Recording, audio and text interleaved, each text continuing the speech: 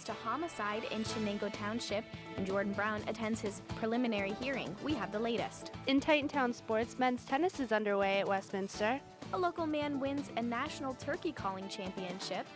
The County Line's Nikki Pizar takes a lesson in calling from a master. We're live. We're local. The County Line starts now.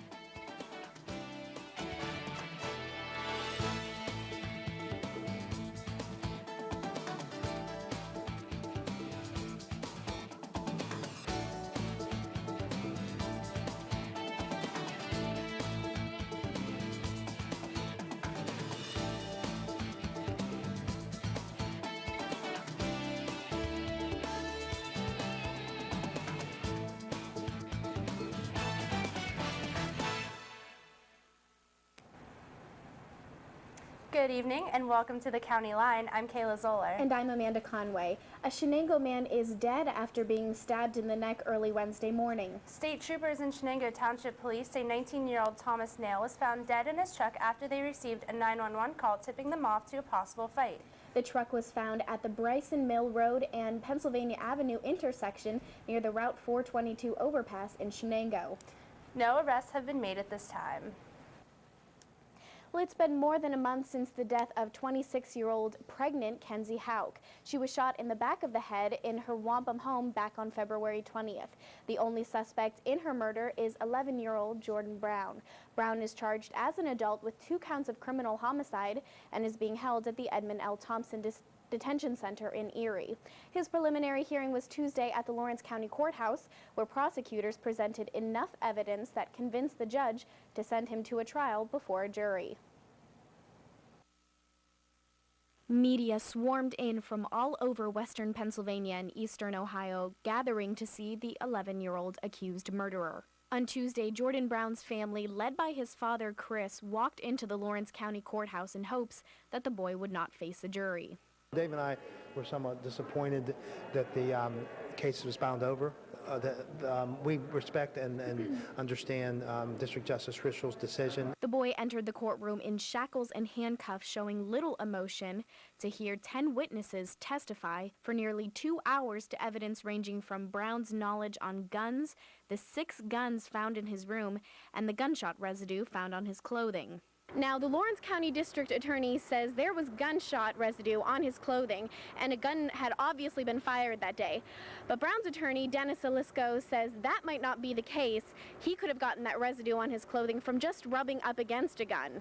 They have slight evidence that maybe suggests perhaps, probably, and that's about all they need to do for today's purposes. The biggest thing in the courtroom right now is the gunshot residue on the shirt that he was wearing. Those are, despite the questions that were asked, the particles that were obtained are unique to gunshots. And then you can get into a whole bunch of speculation. Well, what if he wore it then, or what if he did this, or what if he did that? Well, that's the shirt he was wearing that day, and he has gunshot on it. The attorneys do agree on one thing: bail. We're not going to, we don't want him out on bail. We want to continue him up in Erie, the Edmund L. Center, so for a little while longer, to show that he's amenable to juvenile rehabilitation. I don't think it's a bailable offense at this point. It's a first-degree homicide case. Under the Pennsylvania Constitution, you are not entitled to bail. So how is Brown doing in Erie? As well as any 11-year-old murder suspect would be doing, so his family visits him often. His father visits him at least 6 times a week. His grandmother goes up and visits, and I assume other family members too. The defense's next step is to try to decertify Brown as an adult so that he will be tried as a juvenile. His arraignment is expected to be in early May. The borough of New Wilmington will soon see a new face patrolling its streets. The police department is currently interviewing candidates to become the borough's 4th full-time officer. Police Chief Carmen Picarella says this addition will help tackle the department's increasing workload. The primary benefit to it is it's going to give us better coverage during the day, Monday through Friday. And because right now, myself as a chief, I have to cover the shift, all the incidents, plus the management responsibilities, oversight responsibilities for the department. And our workload has increased dramatically over the last few years. So it will allow me to spend more time in my management supervisory responsibilities as a chief and less time doing investigative work. Okay, and then so it would just help with the daily operations. A school bus and a minivan collided Monday morning in New Wilmington. 17-year-old Tyler Peffer of Valance stopped at a stop sign at the intersection of Landon and North Market Street and drove directly into the driver's side of the school bus. Students were on the bus at the time of the crash, but no injuries were reported. Damage to the bus was light, and the Dodge Caravan sustained moderate damage. The Scottish Rite Cathedral in Newcastle will be recognized tomorrow in the National Register of Historic Places. The cathedral was built in 1924 and seats about 2,800 people in its auditorium. The cathedral is best known as the home away from home for the Pittsburgh Symphony. The induction ceremony begins at 2 p.m. at the cathedral on Friday. Westminster students are gaining insight into the lives of those who live in poverty. The Drinko Center for Excellence in Teaching and Learning sponsored a poverty simulation on Tuesday. The simulation allows participants to experience the lives of those who have limited financial resources. Nearly 80 participants lived a simulated month of poverty, each week lasting about 15 minutes. They had to pay rent, utilities, buy food, work, visit social services, and care for families, all while guarding against robbery and preparing for tragedies or luck. Drinko Center Director Terry Lennox says the event is successful in its objective. Sure. The poverty simulation is a way of trying to get folks to understand the realities of living on or near the poverty level. So it's giving students a chance to experience 4 weeks, unlimited resources with the normal problems that people have. Even though it's like a really short time, you actually find out a lot about like what it's kind of like to live in poverty and like the hassles they have to deal with on like a regular basis, and it's actually a good time. It's enjoyable too. So we got evicted. By the end of it, the only thing that was positive is that we did get all our bills paid. And it's amazing that you just resort to anything, you know, to provide for your family. People stuck up guns to my faces, and I guarantee before this they thought they would never resort to that, but you do anything to make it. Knowing how hard it is, I was constantly stressed, and I've never been like that, and I learned how fortunate I really am. Westminster's chapter of Habitat for Humanity travels to Mississippi for a spring work trip. And plans for renovating the New Wilmington Borough Park are being considered. And Amy Gerber shows us that you don't have to be a farmer to learn how to milk a cow. Can I help you, sir? Found these over by the stairs. Okay, thank you. What are they? Love handles. Lots of people lose them taking the stairs instead of the escalator.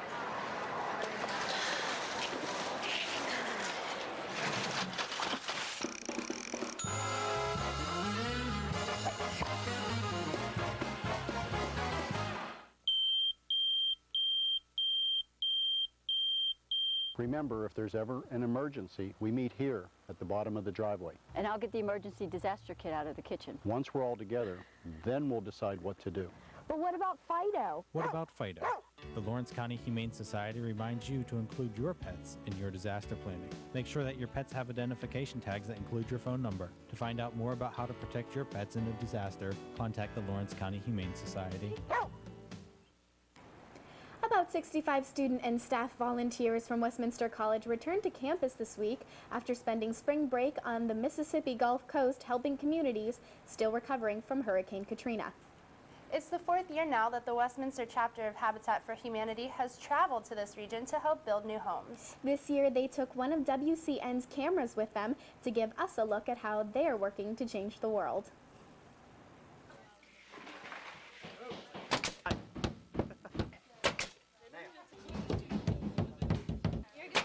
What we're doing is we're putting up some trim here using finishing nails, and then setting the nail head so we can caulk in there. Awesome, over it. Awesome job. Thank you. This is Carrie Ann and Jim's group, and I'm going to go around and talk to them about how they feel. Someone nailed in a board wrong, so we've been taking it out all morning. How do you feel about that person who nailed that board in wrong? I'm not real happy with them. We've been working on this for about 3 hours now, so it's a little frustrating. How have you changed the world, Jenny Smith? With fiberglass. Jenny Smith has changed the world with fiberglass today. And we cut off this much, and I think we accidentally cut off this much. Okay. Not only did I strip the bit, I stripped the nail. Yeah? Yep. And someone's probably not. Were you working here? Yep. We're cleaning up your mess. Oh. Yeah, we are. We have Bev Dorman reaching that spackling. Look at her. She is a pro up on that ladder. This is the power tool that Zach has been using. This is the Zach Marsh. Dear Zach, how are you doing today, and how do you feel that you've changed the world? Tell me what you've done. I mean, I've been cutting wood. Mm-hmm. And how does that make you feel? good. Does it make you feel elated? Whenever I do right. Whenever I do it right. He's spackling a spot that President Norman messed up. So, John Magnuson, what are you doing? Just putting up some hardy board. Hardy board. Yeah. Why do they call it hardy board? No, because the Hardy Boys put it up. Kristen, what are you doing up there? Oh, you know, measuring. Measuring? Yeah. Well, good work. Keep it up, buddy. Thanks, thank you. You too. All right. Now, if you're interested in helping those in need right here in Lawrence County, the United Way will give you the information you need. Organizations the United Way work with include Big Brothers Big Sisters, the Salvation Army, and the City Rescue Mission. On the screen you see a number and their website to contact them for more information. Big plans are expected for the New Wilmington Borough Park. Volleyball courts and trails are some possibilities to make the park more adult-friendly. Public Works Director Susan Ligo talks about the upcoming changes. I'm looking at the idea of including basketball courts and fixing up the volleyball court and really getting in the idea that we don't want to it's not just about kids, it's about adults, having trails that, senior citizens or more mature like myself age, we can go and we can walk with our kids. So. 2 Mercer County airports will benefit from federal and state funds. Greenville Municipal Airport will receive close to $3,000 to remove obstructions to aircraft flight paths. And Grove City Regional Airport will put $150,000 toward the installation of an automated weather observing system. The biggest source of income in Lawrence County is agriculture. So how is it faring in this economic crunch? County Line reporter Amy Gerber travels to a local dairy farm to find out how they're cutting back and show you how to milk a cow. Milk. It comes in many forms, but more importantly, it comes from a cow. Today, the technique for milking cows has found technology and is a lot more advanced than you might think.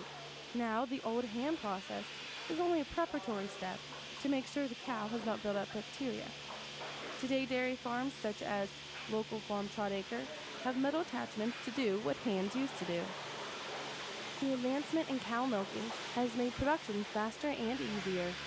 Along with convenience comes cost, and in today's economy, farms like this feel the pinch. We used to get 20 per hundredweight, now we're down to 10, and there's so many costs involved with farming. You have the labor, you have the feed, you have milking hauler, which picks up your milk. You have to pay all the men between the cows here at the farm and how it gets to the store for everybody else. So. Trot Acre Farms has been a Class A, or drinking milk farm, since it opened in 1942. Trying to produce quality milk is no easy task, and while some industries can cut back on certain parts of their production because of the economy, dairy farms just can't. Really, because everything we do, it has to be done in order for our product to be safe, and we want it Class A, which is drinking milk.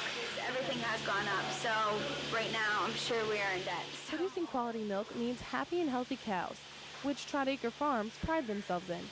But due to the price cuts in milk, they have had to cut some of the treats in the feed. We have eliminated some of the, I would call them goodies that we put in the feed to try to get more milk. But for the cost of the extras, we've taken some of that out here just in the last month.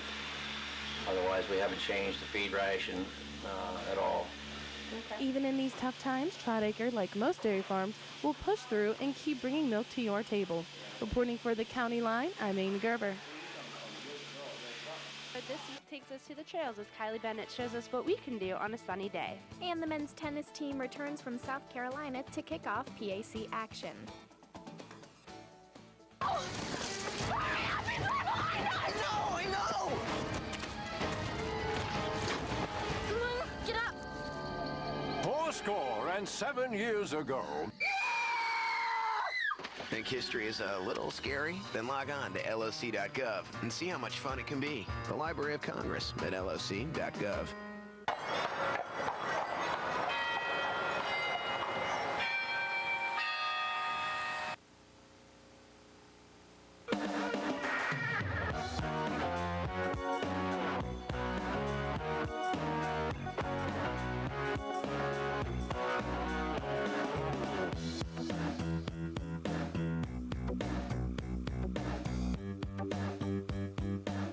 Traverse. Check us out on the web.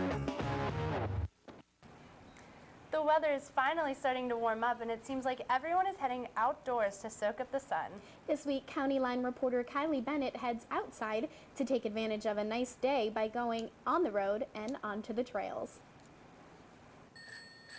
I want to ride my bicycle, bicycle, bicycle. I want to ride my bicycle. I want to ride my bike. I want to ride my bicycle. I want to ride it where I like. I'm Kylie Bennett, and since spring is finally here, I decided to take on the road, off the road. Mother Nature was all around me as I pedaled across its 52-mile bike trail in Newcastle, Pennsylvania. One woman says she started riding her bike at a very young age. I learned how to ride a bike when I was probably around 4, maybe. I don't really remember. She said she enjoys this trail and the scenery you pass. My uncle took me and my cousin out here a couple times.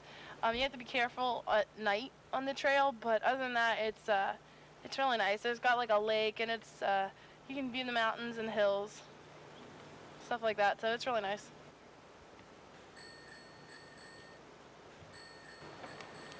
I want to ride my bicycle, bicycle, bicycle. I want to ride my bicycle. When biking, you should always remember to take water with you, take breaks if you need them, and always bike with a buddy.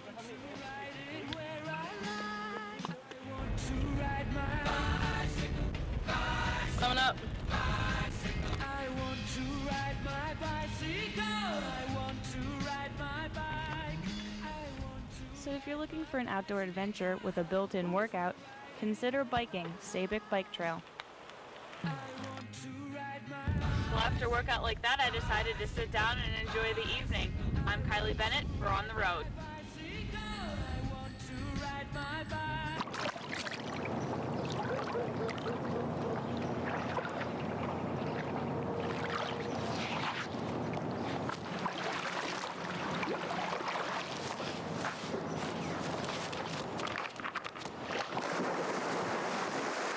There's a better way to have fun with history. Visit americaslibrary.gov. Log on, play around, learn something.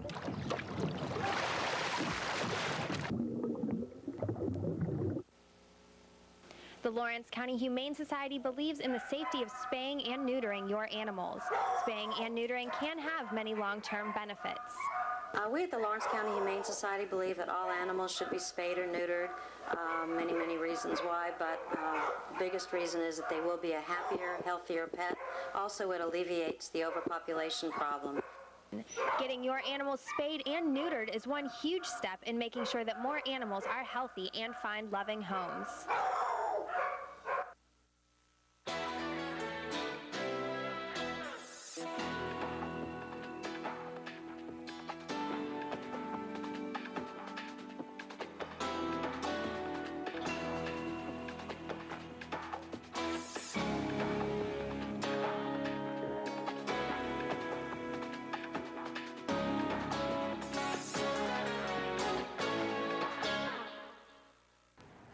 Good evening and welcome to this week's edition of Titantown Sports. I'm Melissa Maines.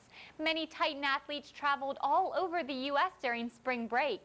The Lady Titans sent 4 swimmers to the NCAA Division III Swimming and Diving Championships. They finished 20th in final team standings. Freshman Caitlin Layberger, senior Megan Meyer, and juniors Emily Dressler and Natalie Rambish placed 12th in the 200 and 400 medley relay. They also set a school record in the 800 freestyle relay, placing 17th. And congratulations to Layberger, who is this week's SAC Athlete of the Week. This Wilmington native earned 4 honorable mentions for the All-American team as she placed 9th in the 100-meter breaststroke, 12th in the 200-meter breaststroke. Other Titan teams traveled down the eastern border. While in Florida, the Lady Titans picked up 2 big wins for softball. With Wednesday's doubleheader loss, the Titans now dropped to 2-10 on the season. They host Waynesburg Saturday. The baseball team also brought home 2 wins from Florida, one over Delaware Valley and the other over Mitchell. They fell 5-12 on the season and 2-3 in the pack with their doubleheader loss to Waynesburg Tuesday. We will see if they can get a W as they host Teal Saturday afternoon. Sophomore thrower for the track and field team Jillian Babish broke the school discus record and placed in the top 20 while in Conway, South Carolina. Many other athletes for the men's and women's team placed in the top 20 in different events. They will be back in action Saturday at the Western PA Championships. The men's tennis team suffered 3 straight losses while in Hilton Head, but on their last day, doubles partners Stefan Hadricki and Fred Romeo defeated the #1 doubles team for Nazareth, 8-5. Speaking of the men's tennis team, they have a busy weekend coming up as there are 3 matches scheduled. Titantown sports reporter Matt Ogden has the details on what we can expect as they bounce back from those down south losses. Westminster College men's tennis team has returned from the fair-weathered beaches of South Carolina for home sweet home Westminster College. The boys are in pursuit of a PAC championship and have begun their quest on the hard courts just off the shores of Lake Britain.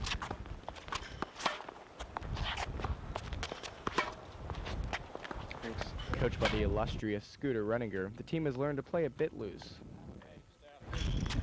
That's the way to net. A little slow there, hair god. Get there. They also know how to return the favor. Yeah. Oh, free pizza. The team is currently 1-5 and is looking to get hot at the right time. They are set to rebound from their tough-fought matches down south as they travel to Washington County to take on conference foes Washington and Jefferson Friday afternoon. I'm Matt Ogden reporting for Titantown Sports. Came up too quick on that one. Come up with the ball. And now on to the extra inning portion of the show. The Pittsburgh Penguins shut out the Calgary Flames Wednesday and are looking for another as they host the New York Rangers Saturday. The Pirates are coming off of a 4-2 loss, but are looking for a win as they play host to the Blue Jays Friday night. And the Indians are coming off of a big win over the Padres. They were in action earlier this evening as the Angels travel to the Goodyear Ballpark. And stay tuned, there's more County Line on the way. Can I help you, sir? Found these over by the stairs. Okay, thank you. What are they? Love handles. Lots of people lose them taking the stairs instead of the escalator.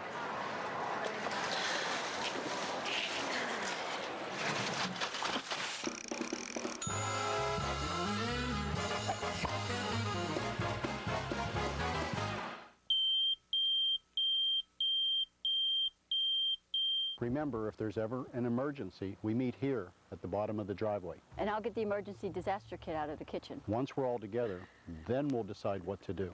But what about Fido? What about Fido? The Lawrence County Humane Society reminds you to include your pets in your disaster planning. Make sure that your pets have identification tags that include your phone number. To find out more about how to protect your pets in a disaster, contact the Lawrence County Humane Society. Local hunters Hunters are in the midst of preparing for spring turkey hunting season. One of the techniques the hunters use to attract turkeys is calling. The County Line's Nikki Pizar learns how to turkey call from one of the best in the nation.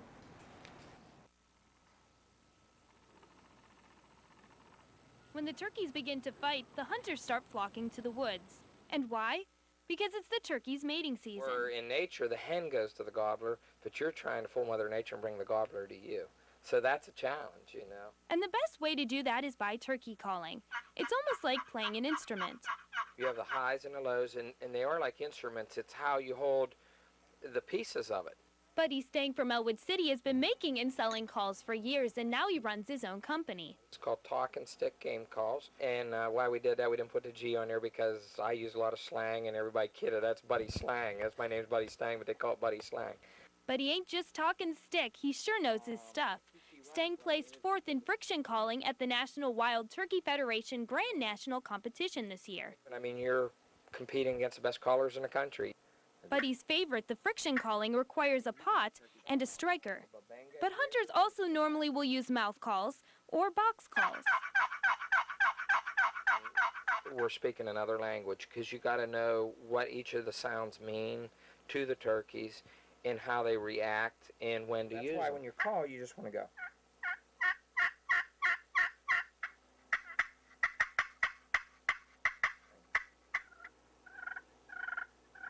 Purring. I throw a cluck in it. They're stretching around on the limb, then they're getting ready to fly down out of the tree. It's like mimicking a young turkey is probably the hardest sound to imitate. There's a delay in it, and it starts back up again. And we're not done yet. When trying to locate the bird, hunters also will learn to make the sounds of the turkey's natural enemies, which causes the males to gobble.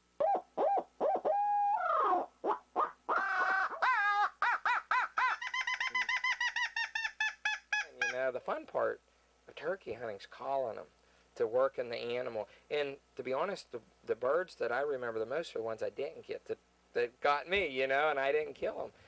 I'm Nikki Pizar for the County Line. Gobbler hunting season runs from April 25th through May 25th. For more information, you can visit the PA Game Commission's website. Theta Chi is hosting their annual date auction tonight starting at 8 p.m. 2 students from every Greek organization will be auctioned off for a date to the audience tonight in Berlin Lounge. Admission is free and open to the public. Music Man is premiering tonight at Wilmington Area High School. The musical about a con man named Harold Hill runs tonight through Saturday at the high school's auditorium. Cost is $7 for adults and $3 for students. That does it for tonight's edition of the County Line. Make sure you tune in next week for a brand new On the Road and all of your local sports updates in Titantown Sports. In the meantime, make sure you check out WCN247.com for all your local news updates. Good night. Good night.